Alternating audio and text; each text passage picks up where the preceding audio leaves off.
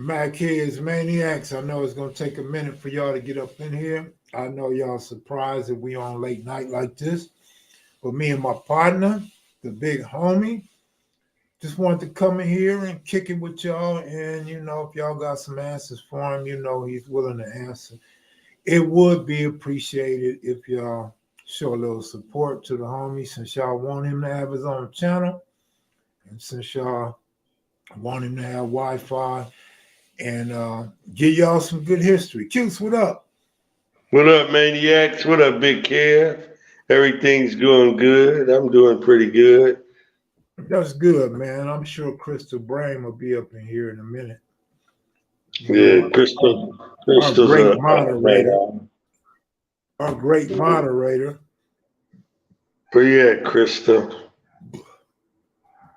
Who's that? Frederick? There go Crystal. I knew she'd be up in here, man. She never let us down. That's What up, right. Crystal? Family Man, the signature company, big ups, triple ODQ. Signature company, how long have you been around? I don't recognize that name.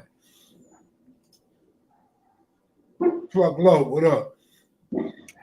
I mean, y'all don't have to wait for the crowd to ask Cuse no questions. Feel free to jump in whenever you want. Good looking out, OG Steve. We got the late night for y'all. Let's not make it X-rated because I will go X-rated in a heartbeat. Let's keep it fair, keep it cool. One of your favorites is here. Cuse, give me another Michael Jordan story, says Devin Lewis. I'll give you one. Here's a cool one right here. All right, so Chucky Madison lived on 2nd Avenue, 54th, between 54th and 52nd. So between 54th and 52nd.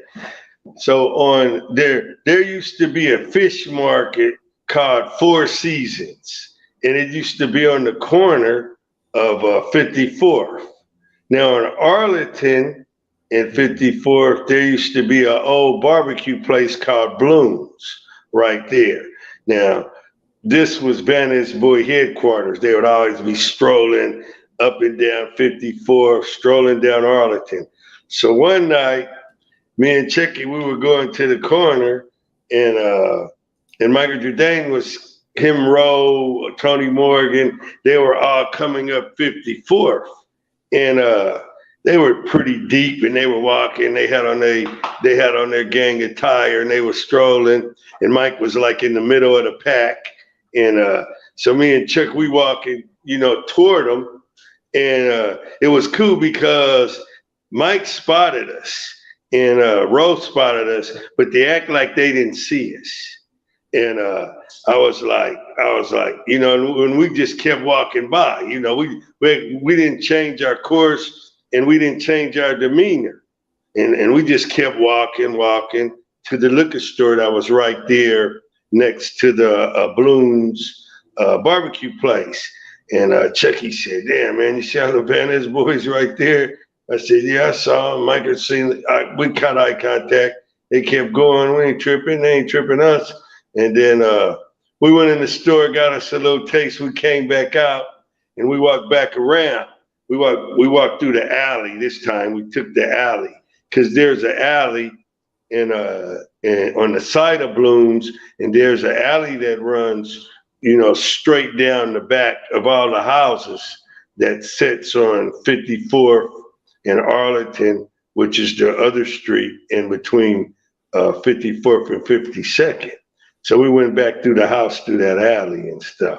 So in saying that, it's like sometime if I would be walking my gang and we would be going down Western. And if I ran into somebody and everybody else don't recognize them at the time, or they excited and they're talking, and I would give a guy a pass too, and that's the way it was sometimes. Sometimes you could give people passes, and you remember things like that. You can remember when you gave a pass, and you can remember when you received a pass. You just got to be humble, to say, "Hey, man, I'm glad I got a pass," because you could have got the LA stump. You could have got a pretty vicious beat down if you walk into a pack, and it's just you and another person. It doesn't have to turn out, that good. Oh, this is something I wanted to talk about. All right, so okay, everybody knows that I've been around a long time and that I know a lot of gangsters, and I've been in a lot of gang activity. Some people are trying to remake themselves. I mean, they got a little bit of a rep, and they want to put themselves in places where I was, what I did. If I admit that I got the worst into something, say like up at Will Rogers Park early on, and but later on during that day, within the same period, but in a different hour, we went back around and got with the brothers that jumped me. You got people who want to act like they were a part of that. That wasn't a part of that. So you'll be hearing stuff like that, which isn't true. And I mean, if you had gang activity with me, then that's cool, but don't try to make up that you were there, and you wasn't there. That's not cool. That you don't got to do that, because you could tell a story if you had true gang activity. You don't have to involve me if you wasn't there. You don't have to pretend. It's like in prison in a riot. I've been in a lot of riots in prison, and if you were at one of them, then you can say, "Oh man, I was at the riot with Cutes and Tracy. Oh man, I was at the riot with Cutes in the Youth Authority. I was at the riot with Cutes, in camp. I was at the show when they had the fight downtown. I was at the forum, when they had a brawl there. I was at the showcase a couple of times when they were fighting there. And the list goes on and on. And then I could listen and I could tell you if it's true or not. I could say, nah, that wasn't there. Because I remember detail of these incidents. It's not like, oh, it's a fainted memory. These memories are imprinted within my mind because they involved a lot of stimuli, a lot of excitement, and that's what memory is created out of, So if I say a person wasn't there, you can believe he wasn't there, So don't try to build your rep, on my rep, because my rep has been earned through conflict, and and that's the truth of the situation. All right. It's funny, Cuse, because I was talking to Bam last night. Well, early this morning, I was talking to Bam, and Bam brought you up. Bam brought you up and was like, man, Cute's one of the smallest dudes I ever seen go after the biggest dudes I ever seen.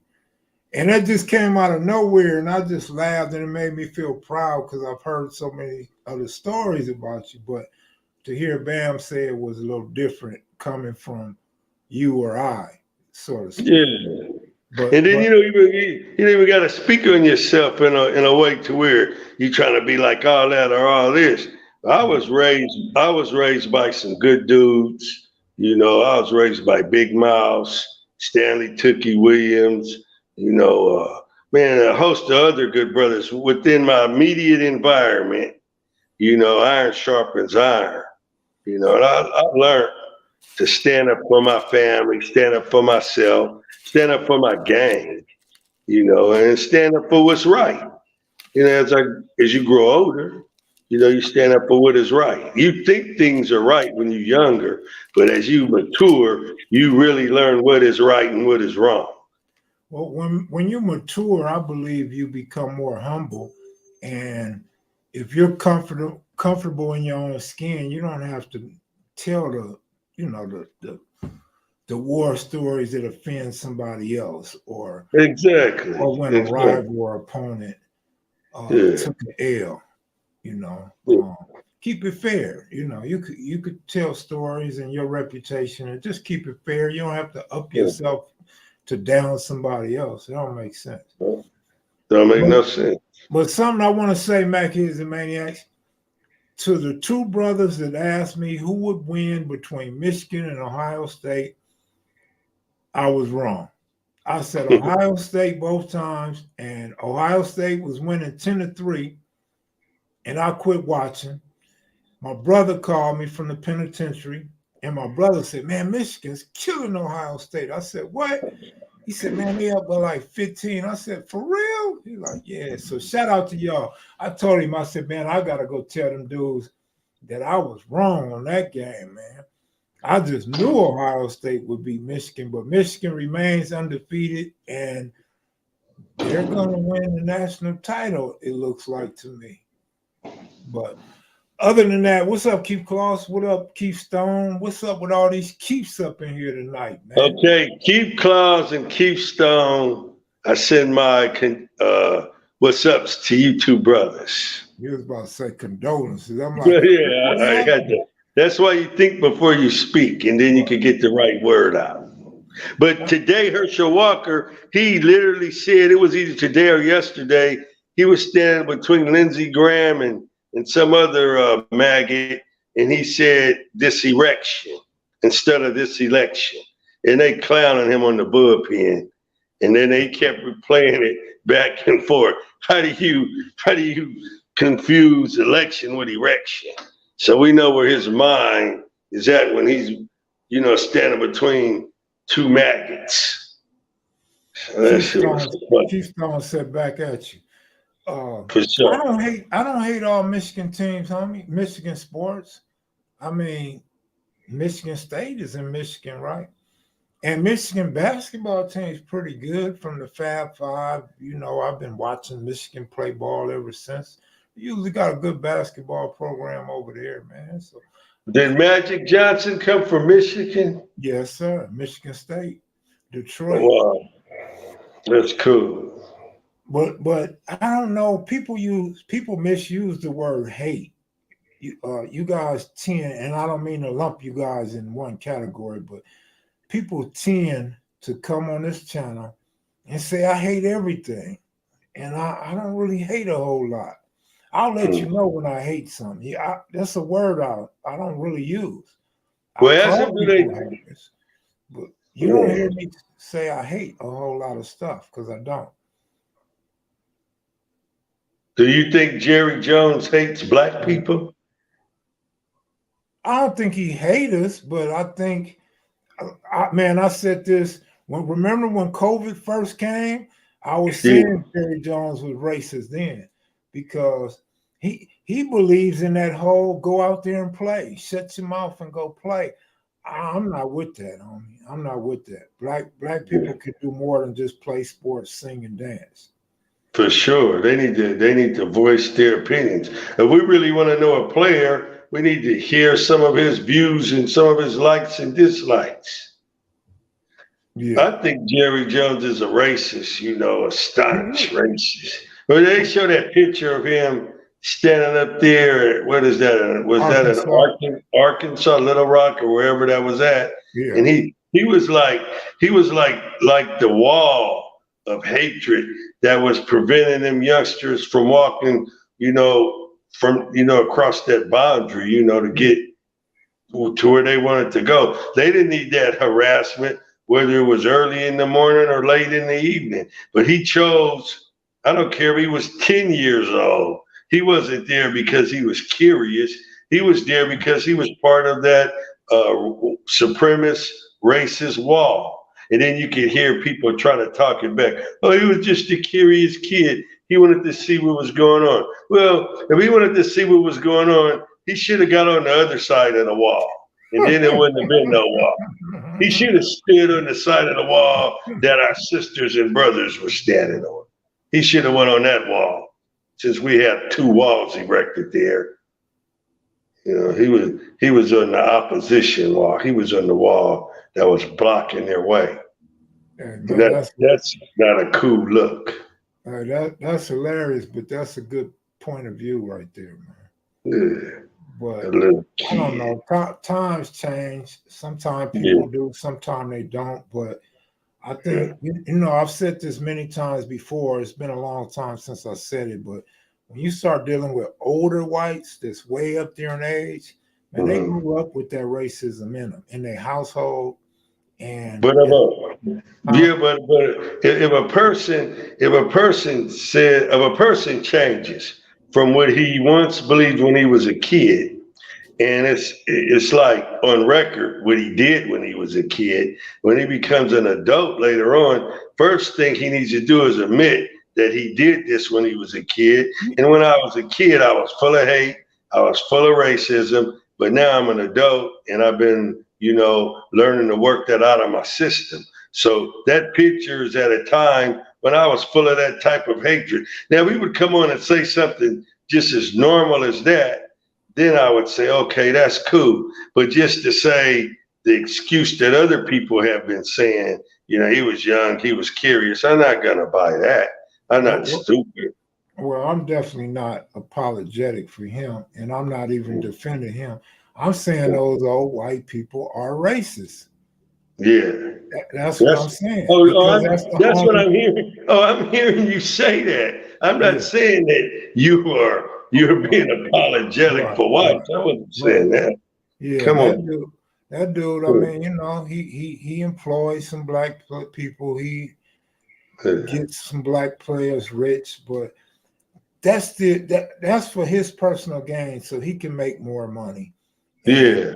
be part of a winning franchise that's just simply not winning no more because he's so damn stuck on himself and stuck on his power that the money Yeah. gives him that he can't get things right his damn self. But Yeah, I yeah, remember every Thanksgiving, I would look forward Thanksgiving to watch the Cowboys. Who are the Cowboys gonna play in oh yeah, of Thanksgiving? course, Those would be the best games, man. of And course, then see the Lakers play the day after. Well, yeah. what day did when the Lakers would play when it's good basketball. See, when the Lakers play around Christmas? I think they usually play on Christmas. Yeah, it'd be on Christmas. Yeah. But man, yeah, I was just throwing in there though. Some people change, some people don't. Me and you and the people like us, we believe people change. Oh, yeah, But for sure. but that racism, it's kind of hard to change because it's implanted in your head and it's a major part of your upbringing, especially during those times. Because during those times it was different. It was a lot of racism and it was acceptable. But black people have come a long way since then. We still got a long way to go. Yeah, I But agree with that. yeah,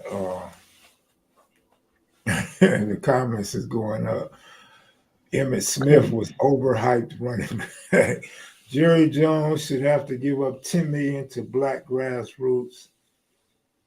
Yeah, probably 100 million. He got so much money. Man.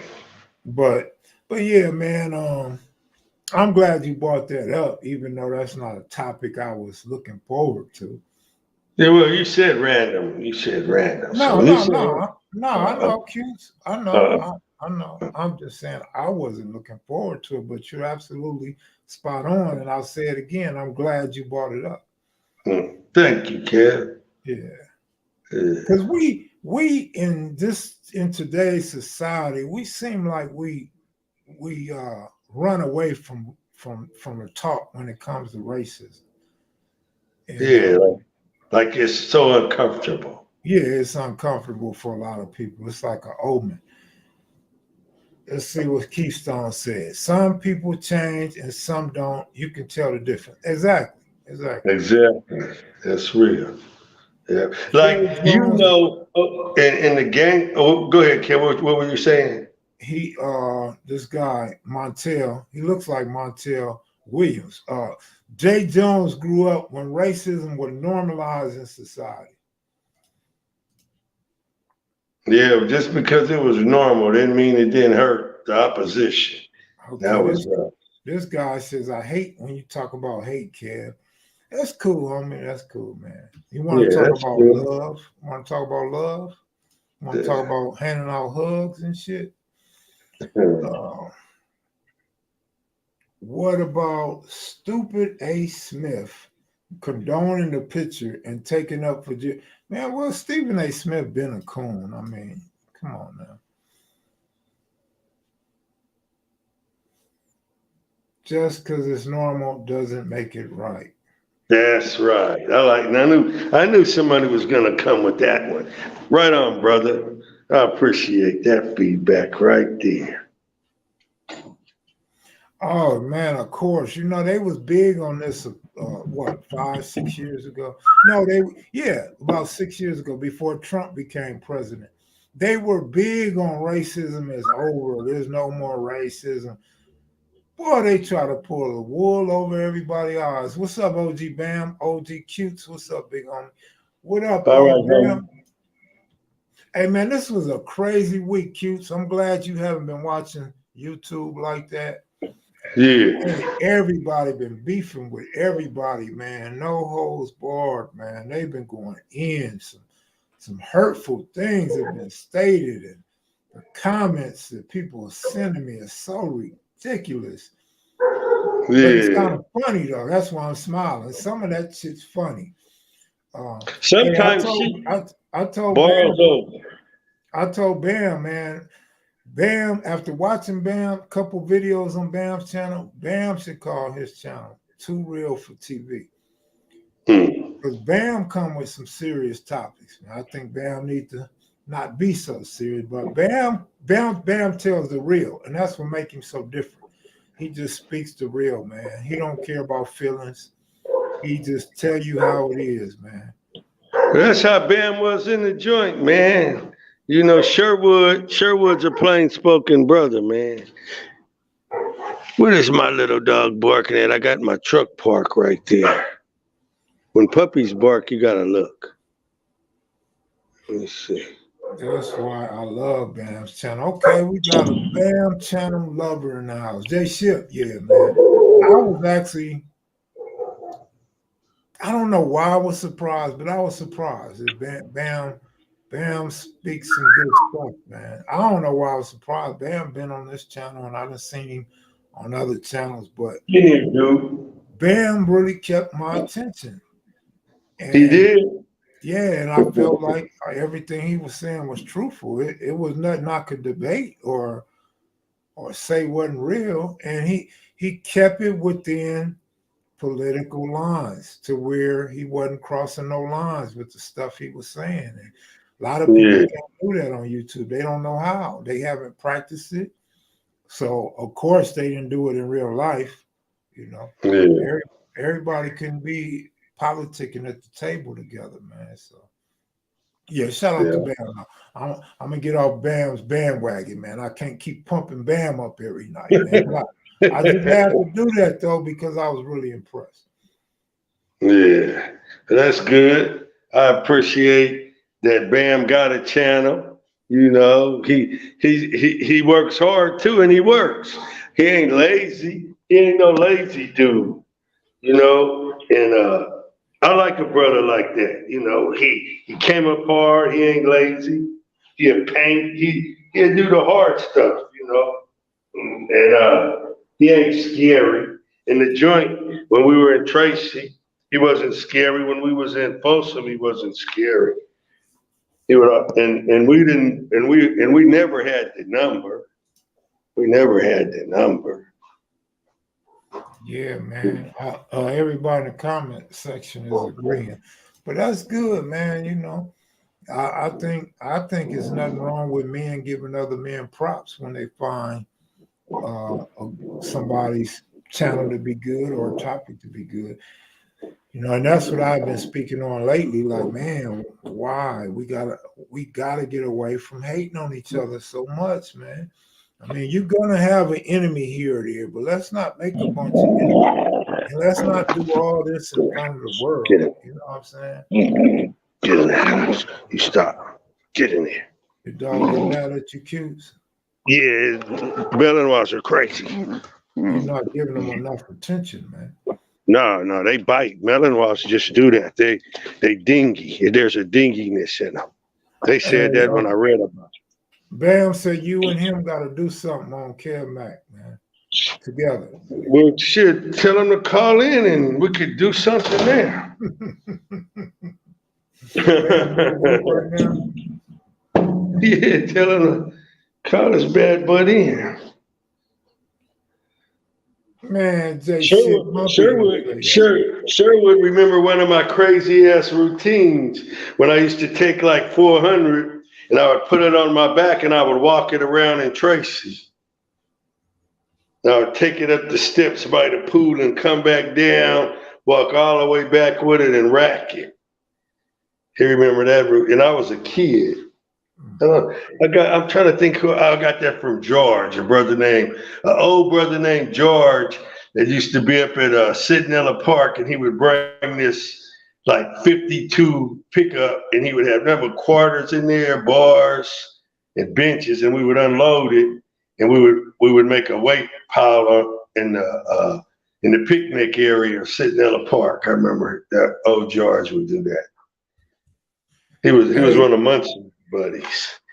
Hey, ever since I did that video about Manchester Park, people have been asking the same question. So this is what I want you to do, music person. When you have time, type in Mia's Rolling 90 Neighborhood Crip.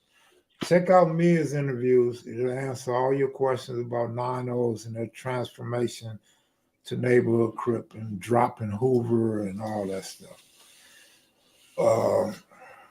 It'll be better than me trying to explain it to you. You go hear from a guy that was there and that was a part of that.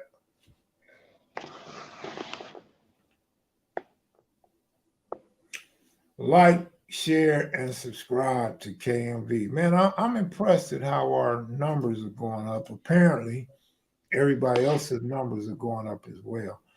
But it's better to watch us than to watch some of those, Fox News and all that fake news crap coming up out of there. Yeah, I was telling Cartoon, because Cartoon was telling me he wanted to get that plaque. Let me go get my plaque, man. Okay, I want to see it. You never seen it? No, I never seen it. I'm gonna have to hang it on the wall, like right here or something, man. Yeah, that's cool. Is it silver? Yeah. Oh, that's a nice looking plaque, a YouTube plaque. Yeah, that's cool. So you hang it on the wall, kid. So Cartoon was telling me he want one and this, that, and the other. And a couple other people called me. Several other people called me talking about these numbers. Mm-hmm. YouTube is crazy. When there's one subject, it seems like everybody jumps on that one subject. So anyway, my point is, I told Cartoon, I want everybody to get their numbers up. You know why? Because when they get their numbers up, people always in the comment section saying, you got that from KevMac, or KevMac was first. So go check out kevmacvideos. It's only going to help my numbers. So I want all of them to get their numbers. I want all of them to get a plaque. Because my numbers keep going too. Yeah, you ain't selfish. And man, that's why you and I are friends, man. I don't like being friends with selfish people. It only takes a while before I figure out someone's selfish, and then I don't kick it with them no more.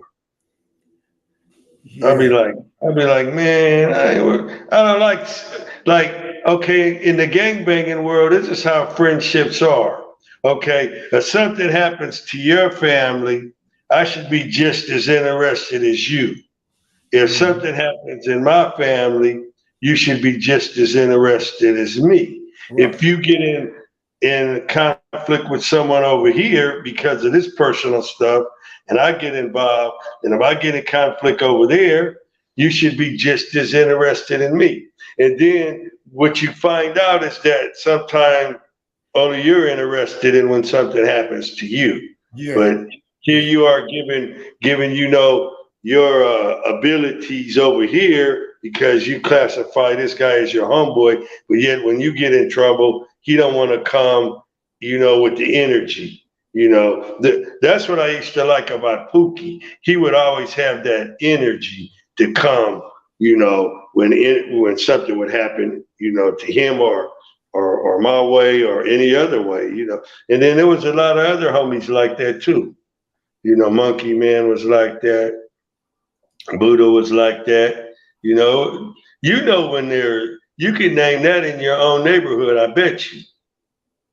You know, when you get in a conflict or something, you know, who would bring the funk? I remember Stagger Lee, and Stacy Bullocks and Little Billy, R.I.P. His little brother.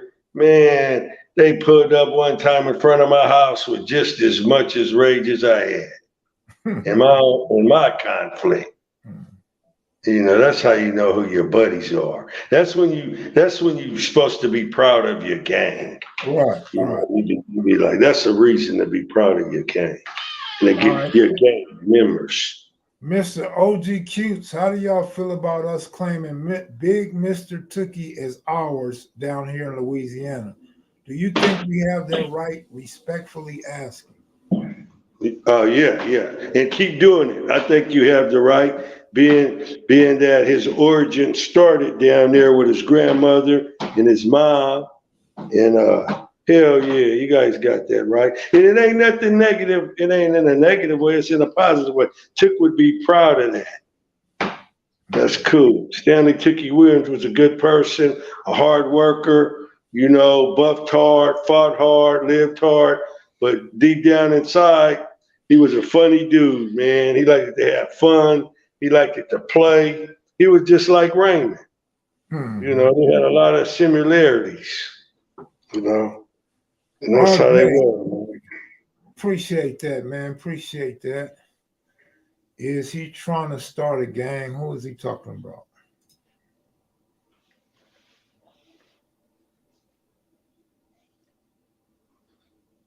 Square business, good looking out, man. This motherfucker's crazy, Chief, man. have you ever met any of my homies from Pacoima, Peru? Pacoima, Peru. I heard that name, Pacoima. I'm trying to think when I went out to Pacoima. I think one time me and Mouse went out there. Trying to think, Pacoima. Kev, tell me exactly on the map, where is Pacoima? Somebody else will do a better job than I will. Okay. I 'Cause I know believe we that's were the San with Mo. Fernando Valley. Like San Fernando? Yeah. Then if I met them down in San Fernando Valley, you remember when they had the big earthquake? Yeah. You were a kid, but Yeah. anyway, the 70, epicenter. what, Yeah, 70, 71?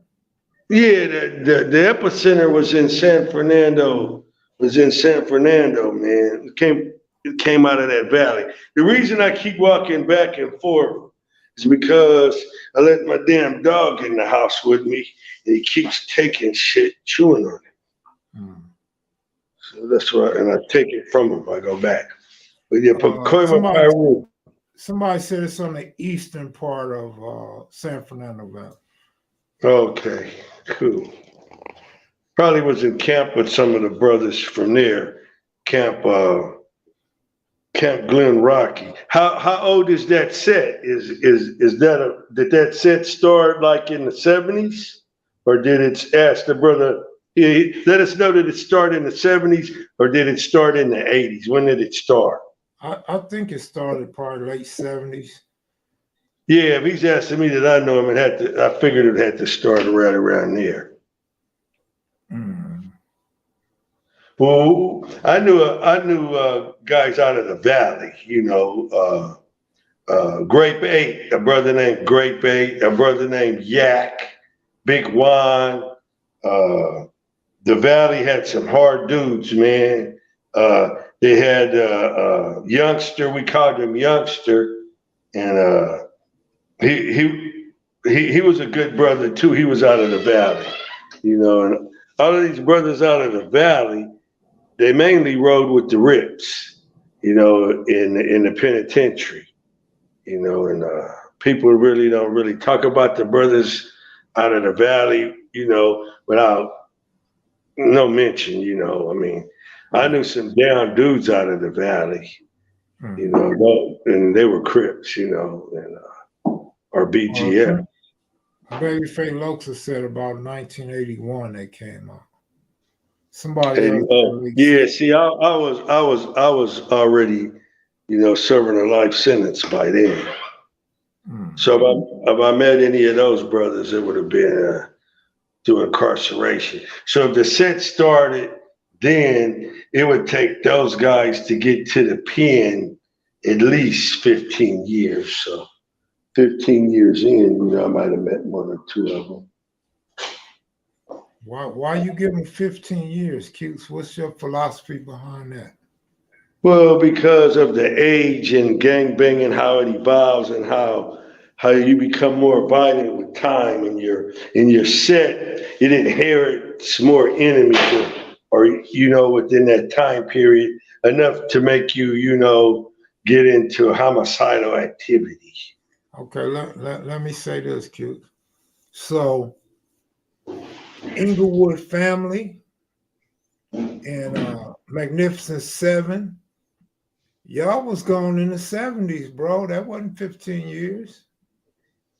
Yeah, but we had already inherited areas that already had primed us. Gangs were there before us. All right. So we grew up in that funk, in that stew. All right, let me throw one more thing at you. Yeah. The crack era and that automatic weapon era, that would propel them to go to prison early. Yeah, that would. Yeah, drugs, crack, yeah, and automatic weapons, yeah, because you're gonna hit everything. You're gonna hit shit that you didn't even want to hit. Hmm. I remember I went to the county jail a couple of times. This was in the 90s though, Q's. And Yeah. man, them procurement rules were running around that county jail like they was in the projects, man. I don't know if they was doing raids over there or what. Boy, they act like they own the county jail, but you wouldn't see them nowhere but downstairs and when you go the movement into the court cells when you're going Yeah. to court. That's the only place you will see them. Once you go upstairs, you didn't see or hear no more. So I don't know if these dudes was coming in on warrants or traffic tickets or what, man. Yeah. But they were coming in and drunk. That's how they usually arrest a new set. They like pull a paddy wagon up and they around a bunch of them up on the weekend and they'll be deep. You wake up one morning and it'd be one set real deep. And I say, what did they do? Round all y'all up? That's how it used to be in juvenile hall. You would see all the Harlems come in. James Miller, DJ, everybody. I say, did I? They went around them all up, Chili. The whole wing would be full of them. And I would say, man, they rounded that set up. Then they would round our set up. And they would always do it around the Watts Festival. Something would be going on, a concert at the Forum, and the set goes there deep. And they put a drag net around it and round us up. You don't get no hard time though. You just you passing through. Alex Alonso said the Pacoima Pyrus hit the gang module in 1988. Well, now see that's really later then. So my 15-year thing wasn't that far off. That's what I thought about. But yeah. Yeah, right on. Yeah, my little. That was so bogus roundup. Okay. What's up, Kevin? I've been wondering if you ever got your oil checked in the county jail, grabbing your ankles, and did you ever eat Snicker bar they left on your bunk? Hey, Menace, sounds like you fantasize of getting ran up in the men's central jail. Hey, Menace, sounds like you would like a Snicker for some booty. I don't know why you trolls come in here with that, but it tells us a lot about your mindset. It really lets us know. And then you come to a platform like this, like you don't want no buster. Like you want a gang member. You want a down low dude to wear you out, right? Like I don't understand the weirdness and the insanity in this. It's just perverts. Yeah. Perversion. But that's why I say, man, we got to get away from that. Like, it took a bad turn after Cartoon told that story. It seemed Yeah, like that's everybody wanted to jump on that and get into that. It's really an ugly look, man. It's really not. It's really not being culturally responsible. yeah. Talkers pervert being perverts. Yeah. I don't know if there's a problem with Alex and Melly Mel. I helped hook them two up yesterday when Alonzo wanted to speak to Mel. I guess it went well. Mel said it went well, but I didn't talk to him about the specifics of the conversation. Like I said yesterday, a lot of people, man, was calling me and just everybody's mad at everybody. And so I talked to a lot of people. I know Mel talked to a lot of people the last couple days. People start getting bitter around the holidays. I was The about to say, holidays bring on a lot of stress, you know. And if you don't realize where your stress is coming from, you can scapegoat it. You know, you can just let it go on the wrong person, or you cannot be focused on why you feeling, you know, the way that you're feeling. But it's the holidays, man. The holidays is really hard on a lot of people, especially poor people, you know, poor people like us, you know. And you just gotta realize you gotta work, you know, to get what you want. You know, and life's gonna always be a struggle. You gotta learn to deal with that. And it ain't that bad if you're free. See, if you're free, you got a chance the next day to correct some shit. You could turn your own doorknob. You know, you could walk down a different street. You can make a decision. You don't got to hang around the people that provoke you. But when you're in the penitentiary, it's a whole different ball game. You can't avoid me because I'm in the cell with you. You can't avoid, you know, the fact that you can't turn your own doorknob because the jailer got the key. So you got to look at things in a different light. There's a lot of opportunity out here in the world. You can't live vicariously through the rich people. You know, that's going to make you even more frustrated. Their riches is theirs. They work for what they got. Can't hate on them and be jealous of them. And if you do, then you're just sickening yourself in that ram there. You know, so I like working. So this was your first holiday without your mom, right? Yeah. Yeah, I didn't even celebrate Thanksgiving. yeah. I didn't no turkey. I didn't have no pie. I didn't do none of it.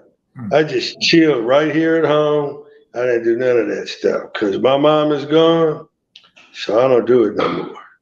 All right, let me read a couple comments and then I got a question for you. Alonzo said, we spoke yesterday and Melly Mel apologized to FG and me and Melly Mel had a positive conversation. So that'll put an end to those questions right there. Let me see. Damn, I done lost the other one, man. Oh, somebody said Babyface Loxa said that's what happened when you interview rats. And this is the one I was looking for. Sleepy Rivera says social media got some people in a twist. Absolutely, man. That's what me and Alonzo touched on yesterday when we had our conversation is, you know, we're veterans. Of course, Alonzo is more of a vet than I am. My politics inside the gang run real deep. And I mean, we talked about how you have to be careful when you speak on things. And, you know, some people are not prepared. Some people are not ready. Some people don't think before they speak. They just speak. And it will put you in a twist. But the funny thing me and Alonzo laughed about is sometimes you can be doing the right thing. We'll use Skip Townsend as an example, or myself as an example. Or even Melly Mel. I don't know about Alonzo, maybe Alonzo too, but sometimes you think you're doing the right thing and you're not doing nothing wrong. In fact, you probably aren't doing anything wrong because there's been times we didn't do anything wrong, but the public perception can be totally different. Or you get that ignorant guy that doesn't understand general conversation and he thinks you're attacking him or his game. So, yeah, social media will get you in a twist, but you have to be more responsible and you have to be more careful. That's what I was just saying about Bam. That's why Bam's channel amazes me, how Bam can stay within those correct perimeters, but at the same time, Bam gonna give it to you with no cut on it. You know what I mean? Alonzo's like that too, but Alonzo's more reserved than Bam. Bam ain't reserved at all. Bam just say what the hell he want to say, and he says it well. But anyway, I strongly advise everyone to research Illuminati whistleblower Donald Marshall. It's imperative. Why do we want to see we don't want to see no whistleblower. Bolo, Easter deal. Easy Crip, I can't give you a wrench right now. I'd have to open up my YouTube to give you a wrench. This Reggie Owens guy did an entire video on me claiming that the paperwork is fake, calling me a liar. Wow. Boxing conversation, Reggie Owens? One thing I can say about Alonzo, man. Alonzo does do his homework. Alonzo does have connections and he talks to a lot of people. So I can say if Alonzo says something, I'm not saying his word is that of God, but if Alonzo says something, there's a good chance that is probably there's a whole lot of merit with it. I can say that about Alonzo. You know what I'm saying? I can say that. So Reggie, yeah, you might want to talk to Alonzo or fact check with Alonzo before you throw stuff like that out there. Again, I'm not saying Alonzo's always right, but I'm saying it's a whole lot of merit wherever Alonzo puts his finger on it. I'm telling you, bro. Yeah, I did, and I still haven't seen that paperwork with his name. I spoke with you on the phone, and you didn't say his name was on his point. Oh, damn. Okay. Oh, snap. All right. I'm not going to get involved in that. Me and Cupes will stay out of that one. Support the KMV platform by hitting the like button. Cupes, yesterday they were saying you should get your own channel. What you got to say about that? No, I don't. I don't want my own channel for the simple fact that okay, so to stay relevant, to be relevant on YouTube, you have to play this ping pong with some of the other topics. And I like to stay within, my little RAM that I have. So it's like here with my friend, I enjoy it. I do it. It's something to do. It's something, to talk, to get some feedback. And it's not negative, and I enjoy that. It's therapeutic for me. And I'm sure when other people out there hear things when I talk about one of their relatives or their uncle, it's therapeutic for them as well. Because you notice I never put no one down, really. I never tried to assassinate no one's character. So no, I would not want my own channel. I like sharing. I like being a invite on this channel. Because I think Kev, he's on to something cool. And I like grooving here. I like being here. All right, let's see what Reggie's saying. Reggie said that snitching talk is unnecessary. You serve a greater purpose on this LA stuff than to stir up beefs with old cats.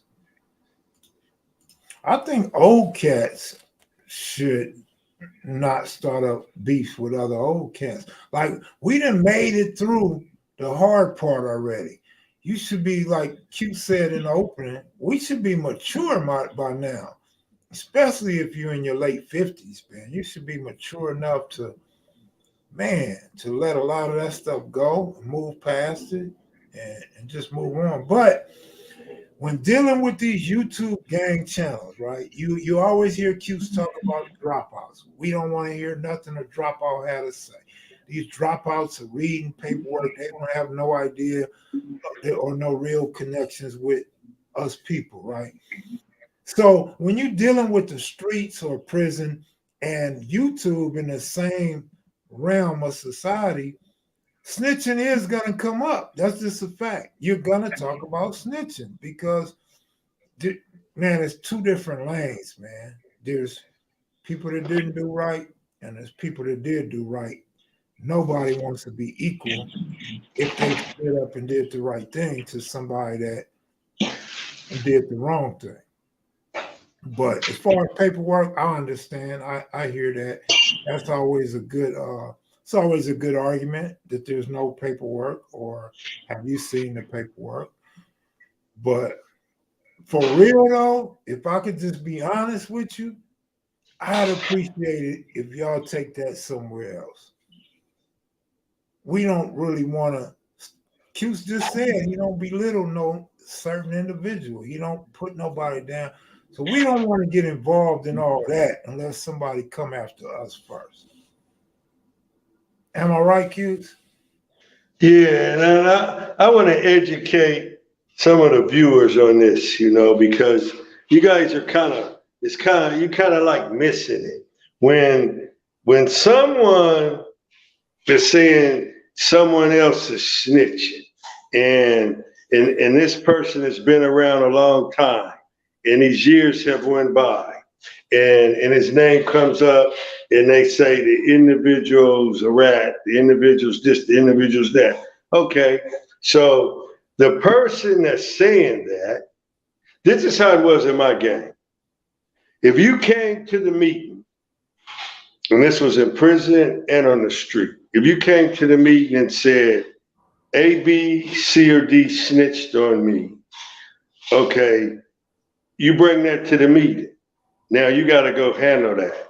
If you don't handle that, we're going to handle you because you just brought it to our attention. Then they go, hey, Cutes, why are you telling them that? Well, because he's trying to use us to go do his dirty work.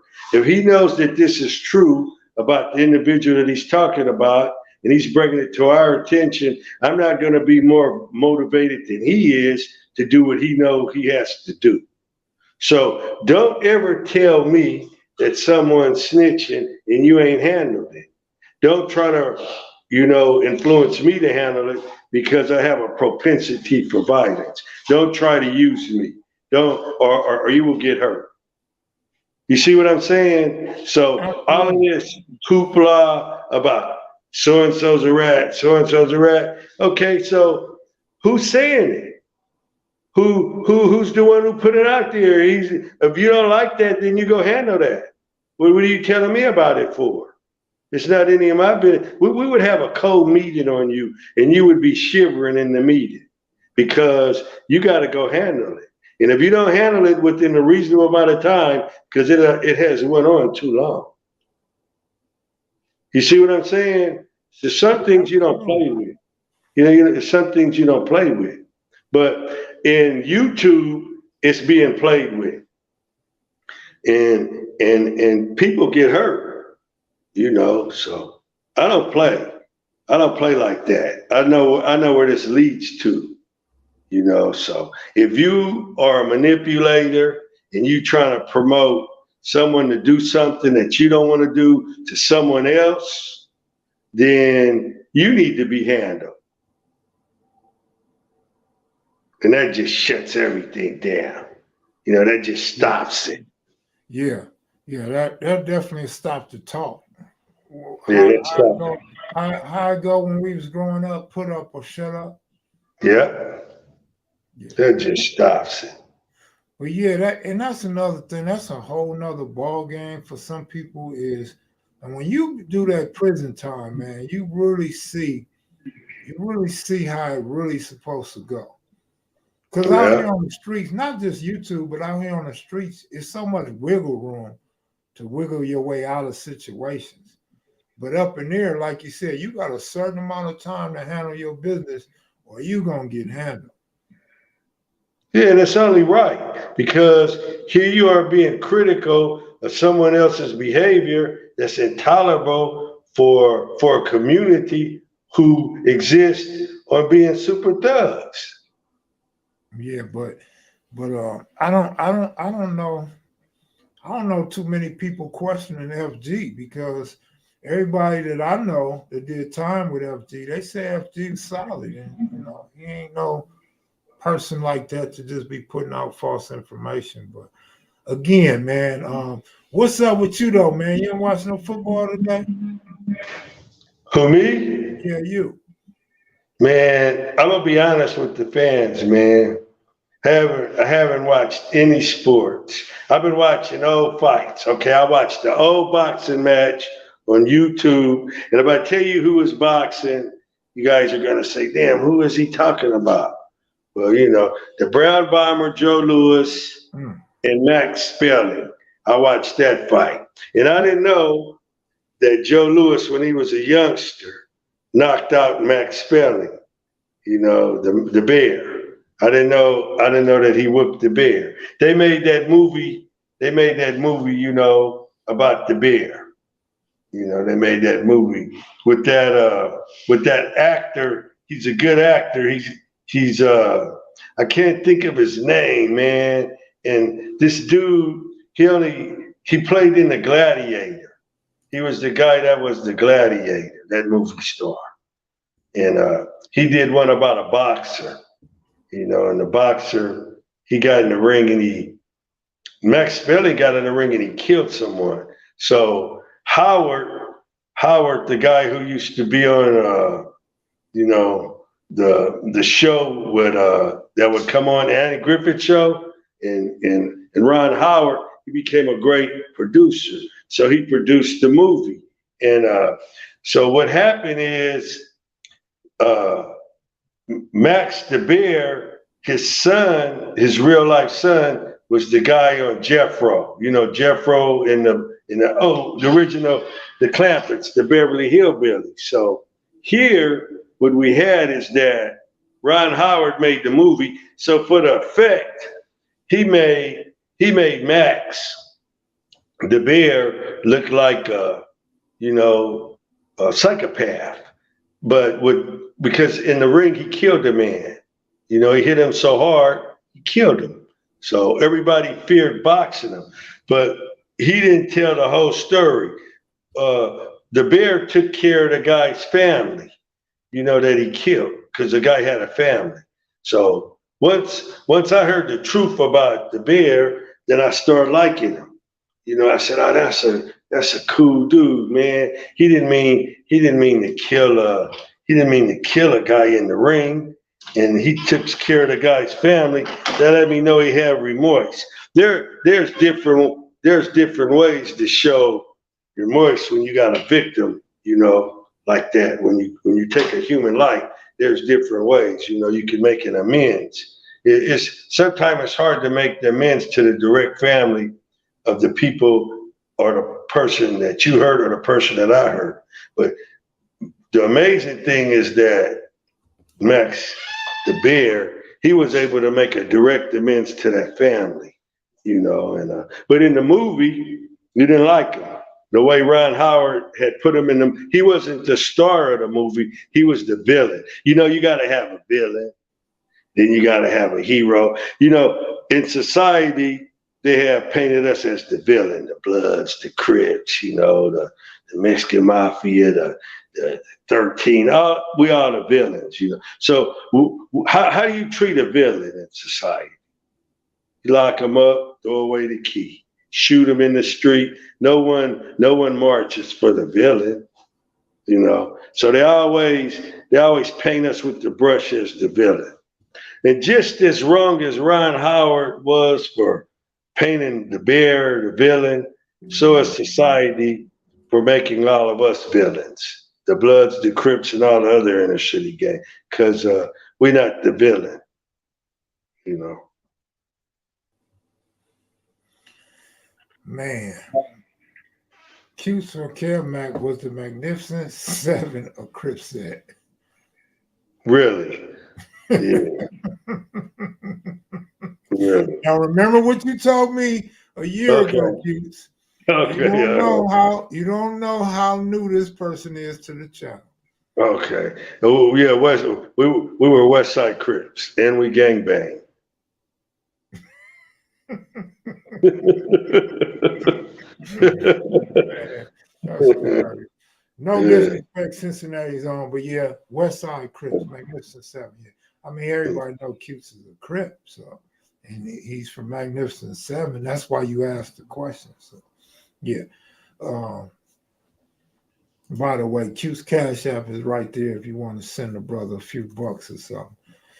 I want to let the Mac kids know that yesterday, okay, I finally got my truck out of it was in there, it was in the shop for what, the whole summer, Kev, damn near.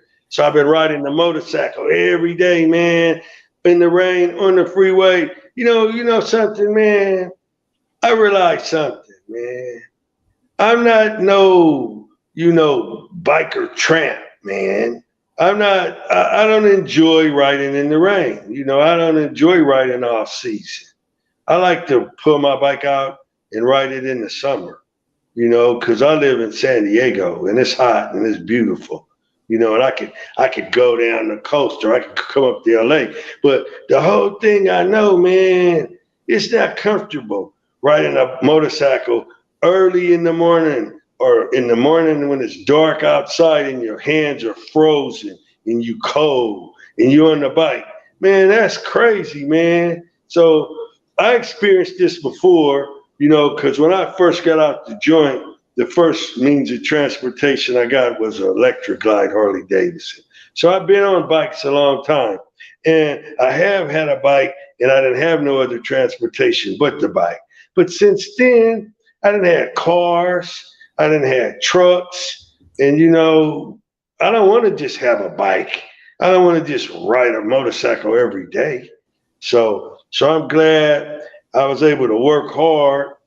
I own my truck. It's an '01 Ford, So don't get in debt, man. Don't go buy nothing new, man. If you buy something new, your whole paycheck every month, a chunk of it is gonna go toward that payment plus the interest. Don't forget that. You're gonna be looking good. You're gonna be riding around in your Hellcat and all that, and you gotta put gas in it, man. But a big chunk of your check's gonna go there, and then your rent, your food, your gas, and you're gonna say, damn. That's why, man, look at the face of some of these people that are rolling around in some of this new shit.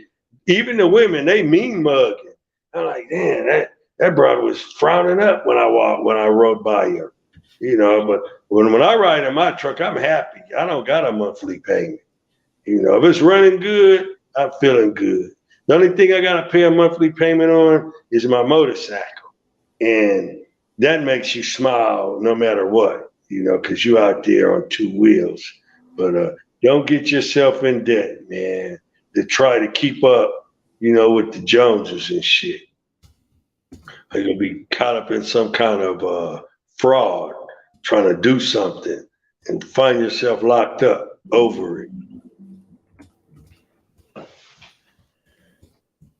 Hey, no thanks, bro. According to Babyface Loxa, it don't sound like the type of guy I want to interview. But thanks for your suggestion, though. Cuse, they said when you get older, it's not fun to ride a motorcycle in the cold or the rain. Exactly. But you got some dudes, I know 'em. I know I got some buddies that love it. I got dudes, man, they don't want to ride, they don't like being in a car at all. They like, oh man, why you in the cage today, cutes? What's up with that? And I say, man, you're tripping. Go get your bike, man. So I don't even go up to the club in my car. I won't go up to the club in my car. Some dudes do and they get clowned. I mean, if you do it repetitively, you're gonna get clowned. So if I go around all my biker buddies who are hardworking dudes, respectable dudes, I'm gonna be on my bike when I go in that environment. If I gotta go in my truck, then I'm taking something over there. Or I'm gonna be helping someone move, like that. Yeah, but you're right, man. That rain, man, older or younger, I don't know, man. I didn't like it when I was young. I didn't like being on my mini bike outside in the rain. I did. But, you Hey, did? hey, hey, Stone, man. Good luck on the tournament, man. Hope you win some money. Go on, get you some rest, man. I know you need at least 8 hours rest. Get up, have you a good breakfast. A good breakfast is the best way to start winning. And some more advice: get rid of that damn Raider profile, man. That's why your luck is so bad.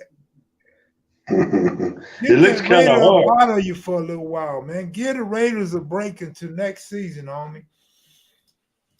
Stone ought to put that pirate helmet dude on the back of a hoodie and sell him. Stone ought to put a picture of the Rich Rolling Mobile or the Slew Wagon in his profile. Oh yeah, the Slew Wagon was a 1963 blue Chevy. If you never rode in the Slew Wagon, you can't say you gang bang. Cutes, who was your best friend? That's funny. Oh, Well, who was your best friend? my best friend was Stanley Tookie Williams. That was my best friend. Stone Cause said he was I think 64. of him the most. You know, my brothers, we were friends, but it's different. My best friend was Stanley. Cause sometimes I could dream about him. Sometimes I could miss him, you know, and it's like, man, I wish Stanley was still around. Cause he could talk to me. He knew how to handle me. He would be like, he could straighten me out. Like if I'm getting in trouble, I would listen to him. He was more mature than I was.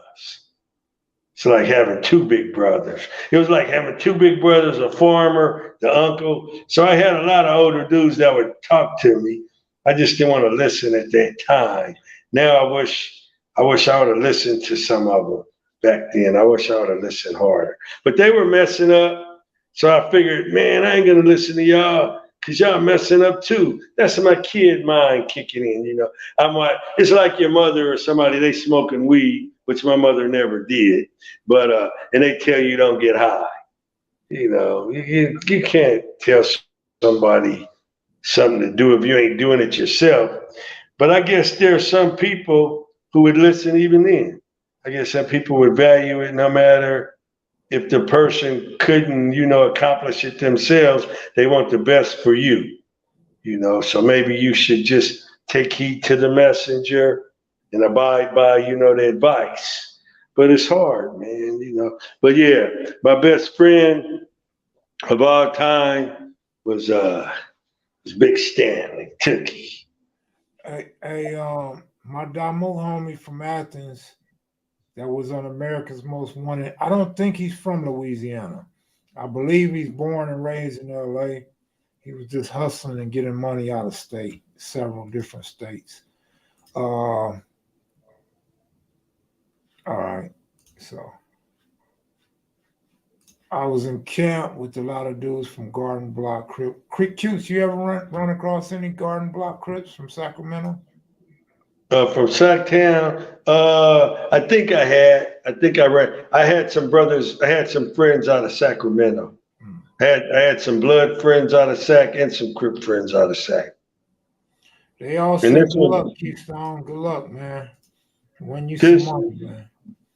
Yeah, keeps going home and go to rest. You know, if you could bluff them, you can beat them, man. Make sure your bluff game is right. Cutes, name Yeah. 3 reputable Bloods or non-Crips that had big reputations like Raymond and Tookie. All right. JB Jan Brewer. That's JB. He comes to mind. Big Swig. Hmm. And his name was Darnice. I think that was his Yeah, last name. yeah, Okay, yeah. Big Swig. You have to. So how many? I got to name three. One more. I know who you're gonna say. Man, it's now I'm having trouble between Baba Louie and the leader of the Brims. Oh, oh. I You thought gotta you were get. gonna say Ray Boyce. Oh, if I named the bounty hunter, I would name Joe Barker. Oh, okay. Yeah, Ray Boyce was down, but we thought Joe Barker. My gang, we thought Joe Barker was the leader of the bounty hunters. Hmm. So I would have named Joe Barker. They said, "What about Hoover Joe?" Well, he's a Crip, so the Yeah, you question told me not was to name. You told me not to name no Crips. right. So I Hmm. named them. That was It a was good one. Elgin, That was a good one, Q. Elgin, and AC. So how about so does of course this is your personal opinion, but Yeah. does AC Trump Lorenzo Benton LB? Well, LB, I never been in any activity with LB. Oh, I know LB by his rep. You know, I heard he was a maniac. You know, right. but I never. If I did time with him, I don't remember. And if Okay. I ever been in any institution with him, I don't remember. All right. So maybe if I had been around him, I could put him right there. All right. But Putin stood out more to me. Different gang members run into different people from a big set like that. So, Cutes, what do you think about people that lock it up so they can get out on an early release? Well, man, I don't know, man. You know, The little time I had with my mom, the little time I got to share with my mom, I start going to jail in like 70. Well, I think I got in trouble in 69, but I think I only went to the substation. Then when 70s came, I started like, getting in trouble, getting time. So I didn't get to spend a lot of time with my mom, and like, okay, so I think that, I was once an altar boy for Catholicism, in Catholic school. I wish that I would have got my shit together, back then. Once you enter the system, and you done worked on a rep, to be this person or that person, and you join this gang, you represent them, and you really a main part of their pillars, right or wrong, you a pillar, and it's kind of sad because I remember I ain't gonna name the Crips, but it was one Crip, man. I remember he came to me and he said, "Man, I ain't gonna be a Crip no more, man. I'm gonna start hustling. I'm gonna start doing this," and I was mad. I was like, "What do you mean, man? Come on, man, you're tripping, man." Then I said, "All right, then you accept it." First was the little morning. You accept what happened. You don't want to be a Crip. Then you look back again and boom, the guy's a Crip again because Crips fashion them. So, shit like that, then you look at people differently when they do that. I think if you're a part of something hard as being a gang member, like a blood, a crip, or whatever you're a part of, man, and you suffer from that, and you suffering from it, you should, man, I might be an idiot, man, but you should write that shit out, man. You shouldn't drop I, out. I told you my brother, man. My brother said, "Man, I'm riding it out." He Yeah, said, you "I gotta don't write care." it out. He said, "I don't I care how mean, many years it take. I'm riding it out." yeah, because my grandfather told me, he said, "Hey, man," he said, "listen to me, man. You make your bed hard. You the one that's got to sleep in it. So you made your bed hard. You got to sleep in it, man." I don't know, man. That's I'm a tough. against That's a tough dropping out. situation, though, man. Just that's a very, very tough situation. Yeah. Because, like you said, some people didn't get the they didn't get the chance to see mom and daddy before they died. Yeah, and that's why I'm telling all you youngsters right now, man. I'm telling all you old dudes not to drop out. I'm telling you youngsters don't get involved. And if you're already involved, don't get too much involved because You're gonna miss out on a lot of shit, man. And you're gonna be old one day, and you're gonna say, "Damn, man, I should have been spending all that time with my family, but I spent that time over here with these dudes, and one of these dudes then dropped out." Where's Suge at? I know Suge like that quote. Don't get too much involved, youngsters, because when you get all the way in it, boy, it get tough. It's a long, tough road, man. Yeah, man. And now in prison, it's messed up. It is messed up, man. You got those guys running around there. There's no structure. It's just messed up. And then there's the old people in there. They could see the light. And then there's the young people coming.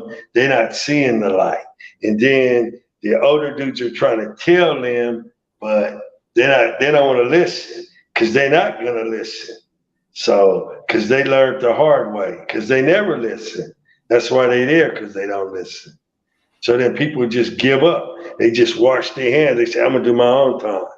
Then they don't want to help. They don't want to help enlighten. But if you're in there, you got to put in work. You either put in some work to help someone grow. You put in some work to stay alive. You got to put in work, man. That's the way it is.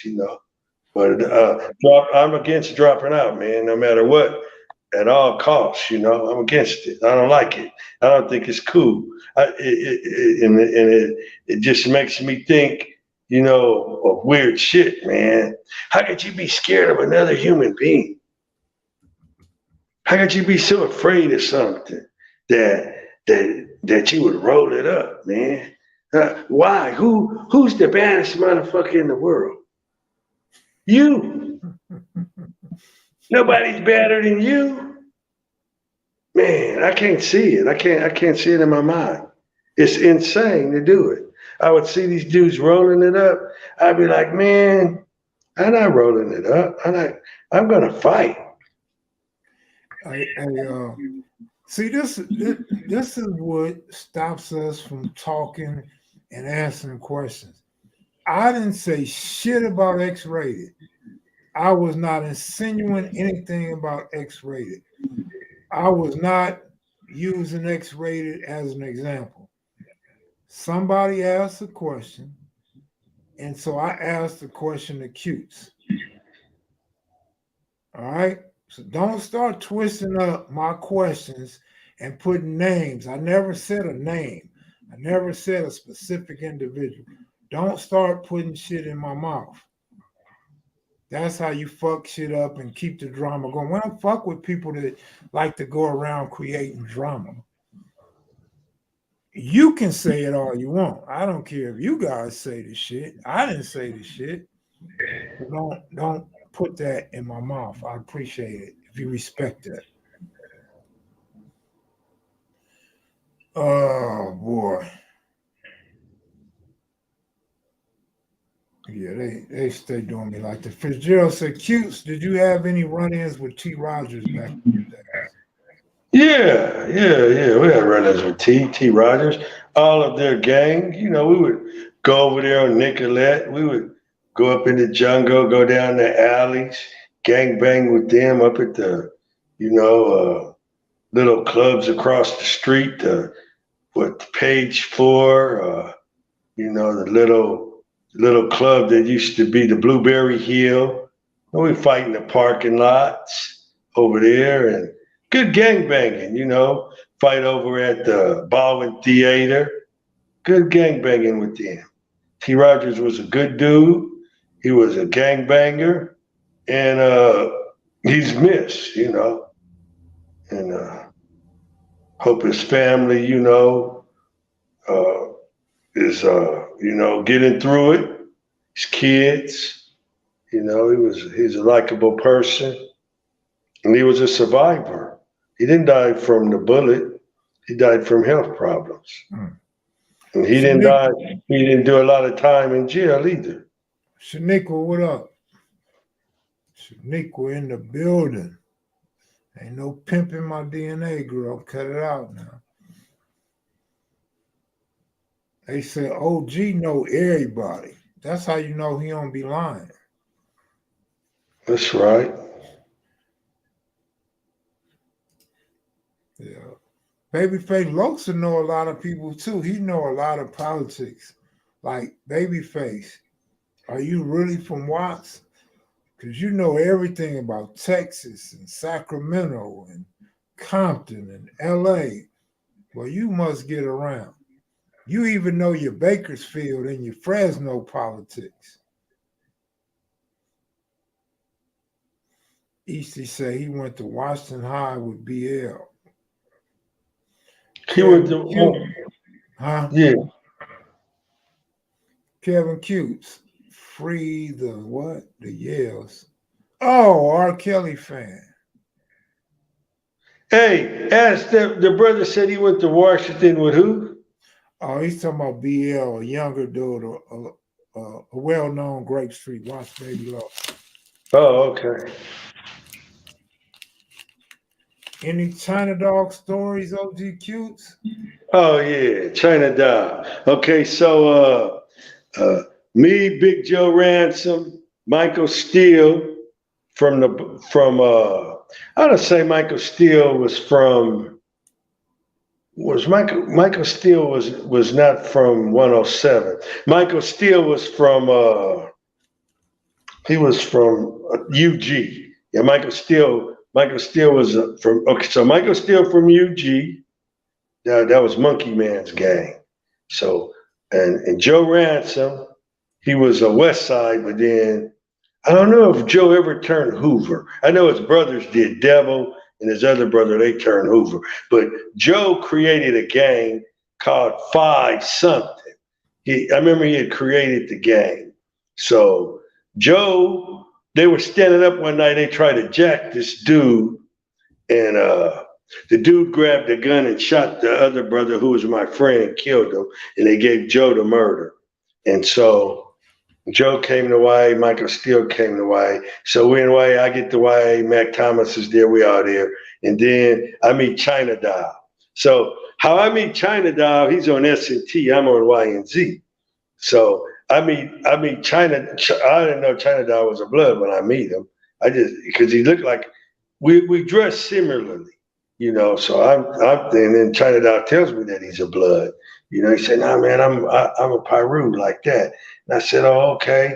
And then so then Michael Steele and Joe Ransom, they say, "Cutes, we in 141 building maintenance with this brother named Shep."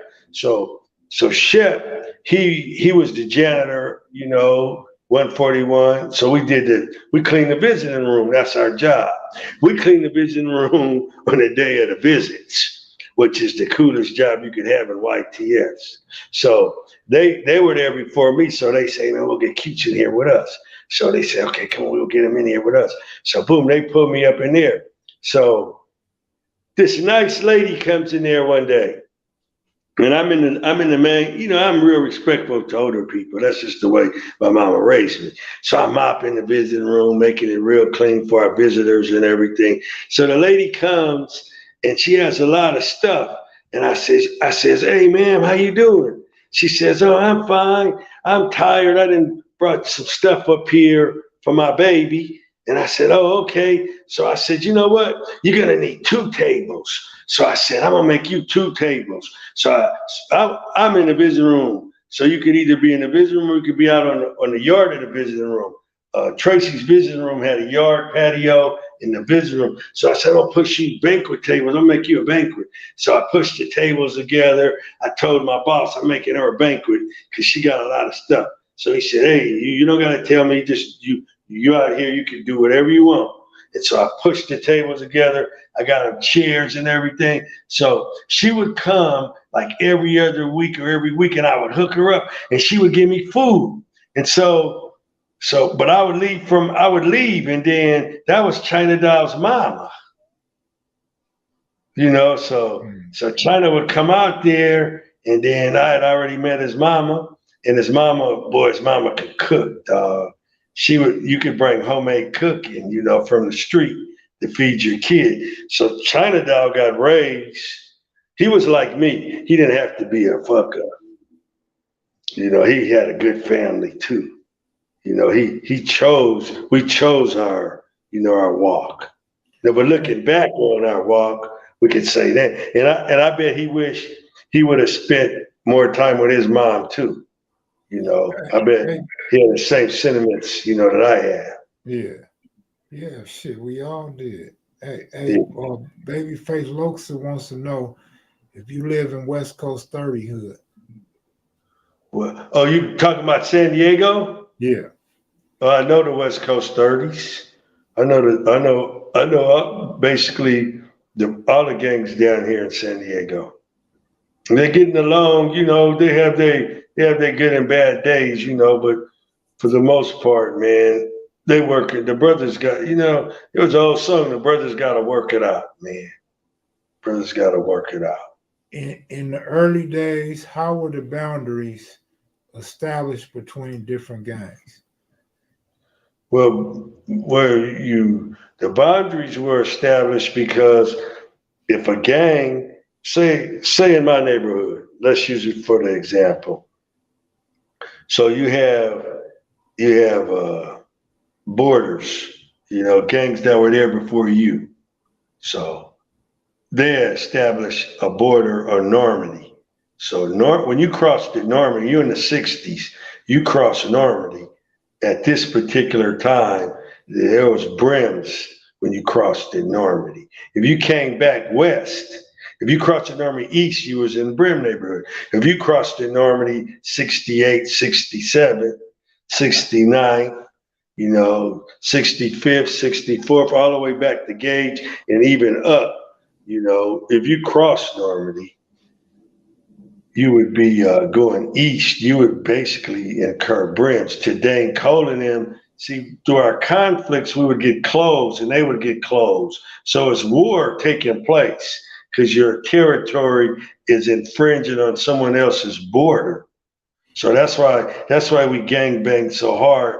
That's how we knew each other, because we were like, we had pockets in different areas and they had their little pockets. And then you have clear spots where there's nothing but Crips for 2 miles, straight from going across Florence all the way up into the hundreds, all the way up into Gardena. So it was like a long vein, going down Western, A Trays, 7-4 Hustlers, Magnificent Seven, Westside Crips, just block, neighborhood, UG, shotgun, that just ran all the way down west. Western was a hard territory.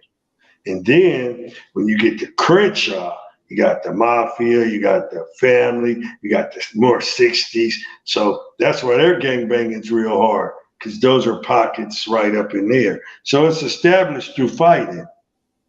You could lose your establishment if too many of your members go to jail. And then the other gang, could push theirs further. Or you could make an alliance and then you could join up. Then you get a bigger section. Depends on, what goes on in the meeting. That's usually how it's formed. I hope I answered your question. Yeah, to the brother asking about the Broadways. Broadway's the West Side. West Side Five Deuce, Broadway Gangsta Crip. If you're talking about the Five Deuce, 11 Deuce, West Side, but I think part of their hood actually goes to the east. I know I hear D. Perico always talk about the block he grew up on was east. So I guess east of Main Street, I guess. But my bad, Mac. Let me mind my business. Them ain't my policy. They ain't my politics either. So I guess you're talking to Gator Mac. I feel you. Cuse, we've been on an hour and a half, man, and we wasn't even gonna go on. So we did good, man. Yeah, we did good. We stayed positive. We gave out some history, and we had some good conversation. So I enjoyed coming on, man. Yeah. My fluke with your old freak. Well, I'm sure. Shit, my old freaks, I don't mess with the old freak. Gotta be a young freak. But yeah, I'm gonna go. 54th and 2nd Ave is VNG's. We had a few homies grow up over there. I think Cute's family grew up over there. Cousin Yeah. Carrie over there. But it's their neighborhood. It's the VNG. But we had pockets, we had 2nd Avenue between 54th and 52nd. Crips was on that street. Somebody said, just do a marathon show. Go for 6 hours. I would, but I need some rest.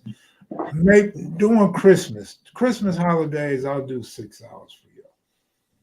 I'll have special guests coming in left and right for you. How about that? But yeah, I'm gonna go ahead and get out of here. I'm gonna take my ass to bed with my Nestle's Crunch, my cheddar sour cream ruffles. I switched it up tonight, y'all. I switched it up, but I'm gonna stick with the strawberry Fanta. Y'all take it easy. Much love. Thanks for the super chats and cash apps. I hope y'all sent cute something. Y'all be cool. I'll see you Mac Heads on another night. Keep it positive. Don't get drugged into other people's bullshit. No, Little Caesar didn't come. I haven't heard from Little Caesar in 2 days. I don't know what happened.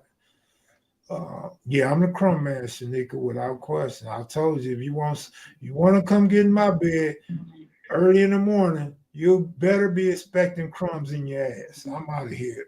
Peace. All right. I'll see you later.